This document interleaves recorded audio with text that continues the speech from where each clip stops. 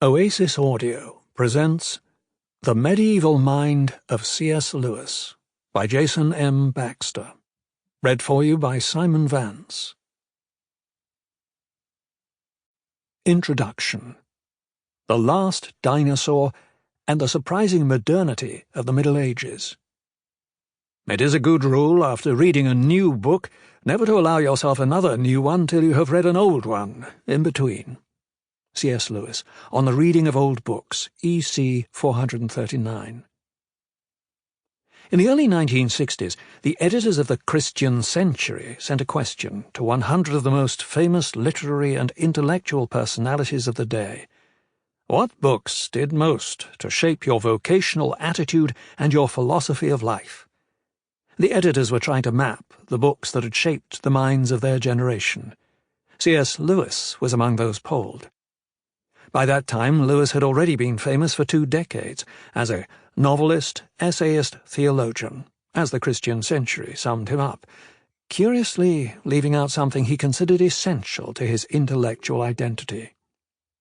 He was particularly admired for his screwtape letters, his war years broadcast Mere Christianity, and for his imaginative fictional writings, especially the Chronicles of Narnia, published throughout the 1950s.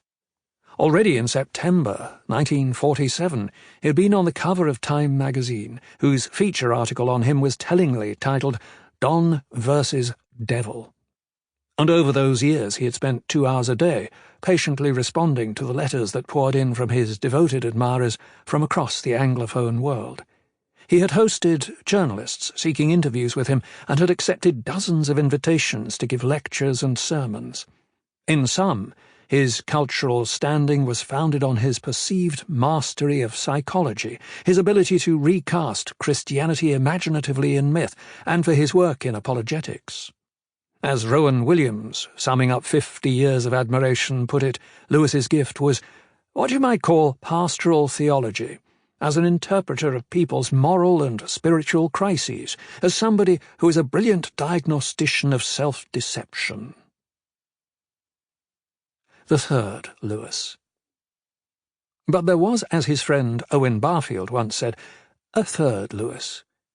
In addition to the Christian apologist, whose sagacious words delivered over radio waves had been so comforting during England's darkest hour, and in addition to Lewis the myth-maker, the creator of Narnia and fantastic tales of space travel, there was Lewis the scholar, the Oxford and later Cambridge Don, who spent his days lecturing to students on medieval cosmology and his nights looking up old words in dictionaries.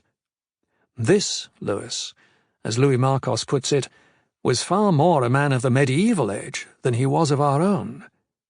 This was the man who read 14th century medieval texts for his spiritual reading, carefully annotating them with pencil, who summed himself up as chiefly a medievalist, the philologist who wrote essays on semantics, metaphors, etymologies, and textual reception, the distinguished Oxford Don and literary critic who packed lecture theatres with his unscripted reflections on English literature, the schoolmaster who fussed at students for not looking up treacherous words in their lexicons, the polyglot pedant who did not translate his quotations from medieval French, German, Italian, or ancient Latin and Greek in his scholarly books, the man who wrote letters to children recommending that they study Latin until they reached the point they could read it fluently without a dictionary, the critic who single-handedly saved bizarre, lengthy, untranslated ancient books from obscurity.